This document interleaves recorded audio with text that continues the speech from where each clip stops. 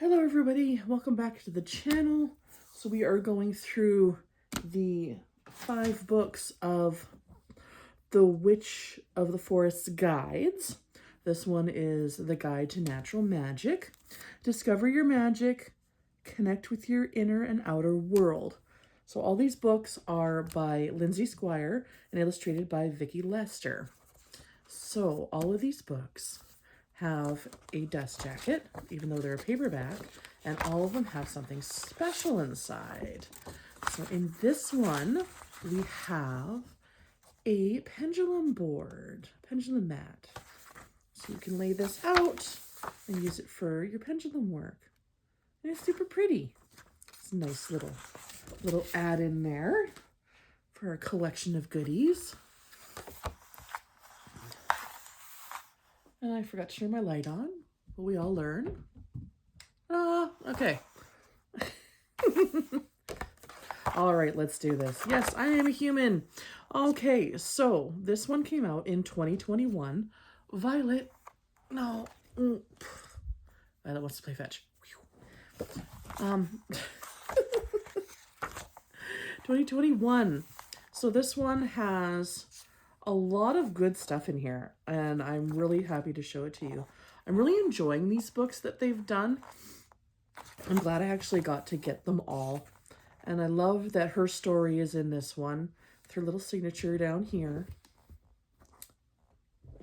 For as long as she can remember, she's felt a strong pull toward nature and witchcraft. Loved the magic of the turning of the seasons long before she even knew what the wheel of the year was. But it wasn't until she was 22 that these interests turned into a practice and became a way of life. Her story there, I love that. It's a nice touch. Things to know before you embark on your journey through this book. Everybody's path and practice is different. Yes. You don't need to be a hereditary witch to practice powerfully. True. You can practice alone or as part of a community. Absolutely. Your craft doesn't have to cost a fortune. So many people get hung up on that one. Whether you're a witch in the broom closet or an out and proud witch in progress, this book is for you. Have fun and make your own magic. And remember, a witch never stops learning. Absolutely. We are ever changing. The more we learn, the more we change our practice and we grow, right? Research topics. So there's a few topics that she's got in here. She actually has a book of herbs, and some references are in the folklore magic. And she has a book on methods of divination, but specifically the tarot magic book. And you will also find those posted very soon, if not already.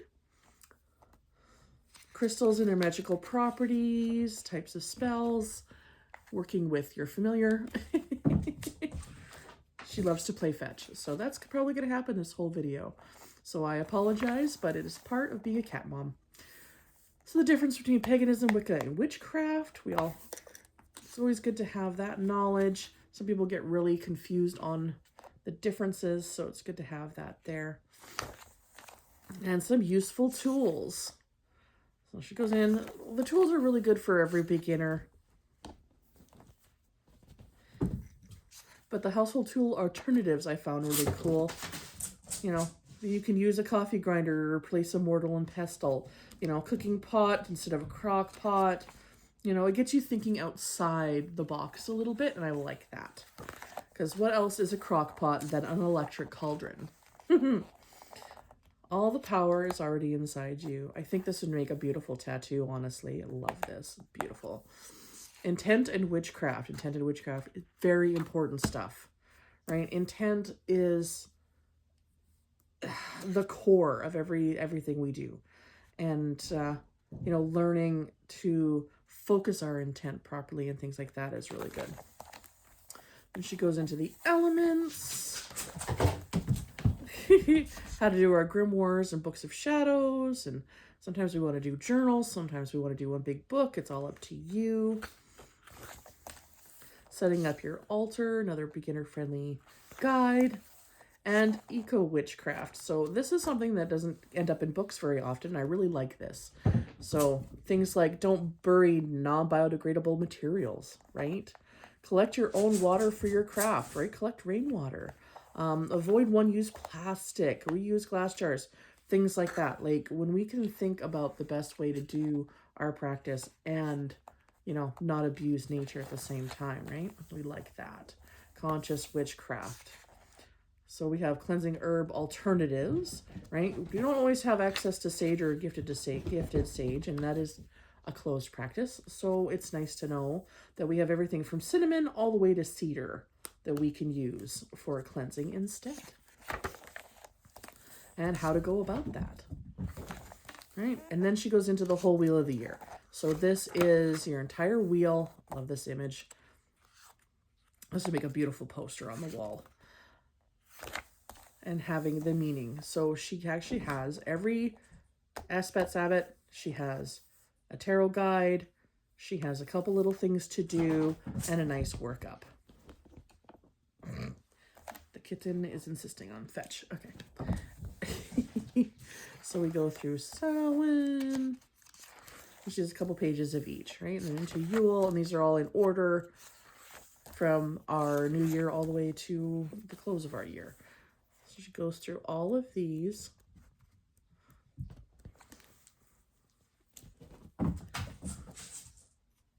And then we get into the moons.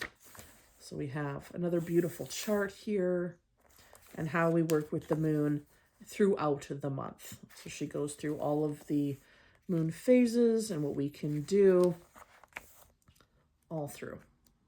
Day 11, day 21, 25, etc. Then we have a few spells, but this is spells on how to do it ourselves, how to make your own, right?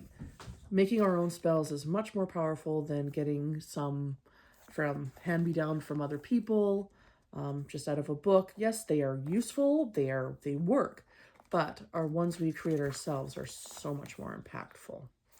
And then she has types of spells, potions, oils, pouches, all that good stuff. And then how to craft your spell, right? And going through the list, you know, from your intention all the way to disposal at the end.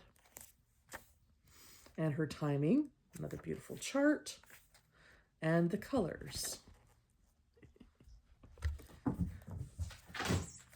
And candles, substitutions. It's always good to have some substitutions. And reworking spells. So this is where we take spells that we have found, we rework them to what we need. And then she has a good tried and true protection spell in here and the whole procedure of how to go through it. And then we have the witchcraft in the broom closet chapter, which I think is kind of cool. Not a lot of books actually acknowledge the witches that just, you know, aren't ready to be out in the world yet. The ones that want to do subtle magic. And I love that this is part of this book. So they have subtle Sabbats and how to do things subtly where, you know, the average person isn't going to know what you're doing, right? 2 per page, a little bit of info, of course, and then moon magic for being in the closet as well. So subtle things that you can do. Right? Love that. All the subtle witchcraft and witchcraft tips. And morning rituals, things we can do in our AM and our evening before bed. And the witchcraft of self-care. I love the self-care. This is something that we all seem to neglect, so it's nice to have this in here. And then sigils. So a little bit on sigils, how to make them, how to draw them, remove them, and create and charge them. Okay. And a little bit on how to break them down this way. There's a lot of different charts out there for sigils. There's another sigil book that I need to do a video on soon, and it's a guide and a journal in one, and it's really, really good. So stay tuned for that. I'm going to get that done soon as well. Charging and activation. And then she touches on herbs a little bit in this one. She did a lot of herbs in the folklore magic book. if you want more herbs and flowers, the folklore one is going to be the one for that if you're into this set, right?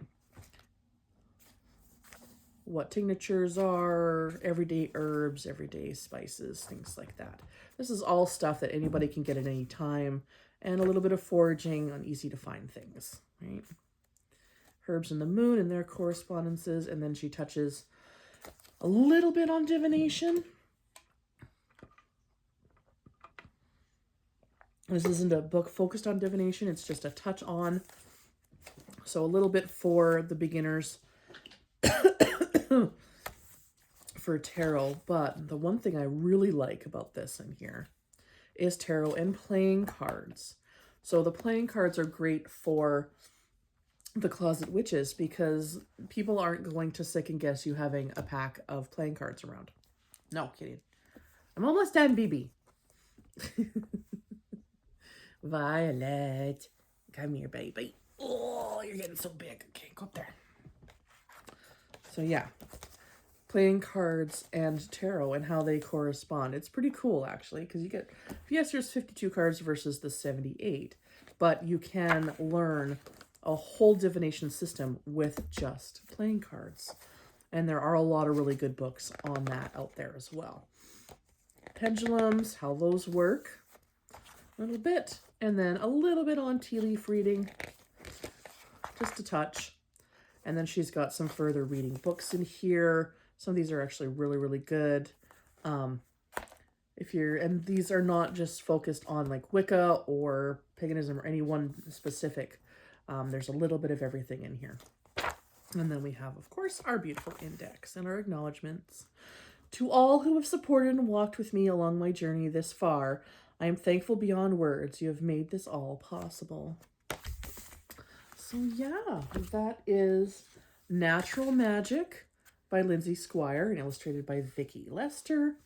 This book is really good for the beginner. It's really good for the closet witch. If you want to just get a little bit more info on a few different things, it's actually pretty good. And I like that it's got a little bit for everybody in it. Perfect beginner book. Love it, love it, love it. They put so much work into these, and the fact that they put, little stuff in the dust jackets and stuff like that is just a really beautiful touch. So yeah, if this is a book that's going to interest you, or if you have it, I want to know what you think about it. Do you use it, right? I will have the Amazon link, of course, in the description for you to find it. And yeah, I hope you guys have a fabulous day, week, month. May your path be lit by starlight and your spirits stay wild, my friends, and we'll see you again soon. We got 5 of these books to go through. I'm excited. Bye-bye.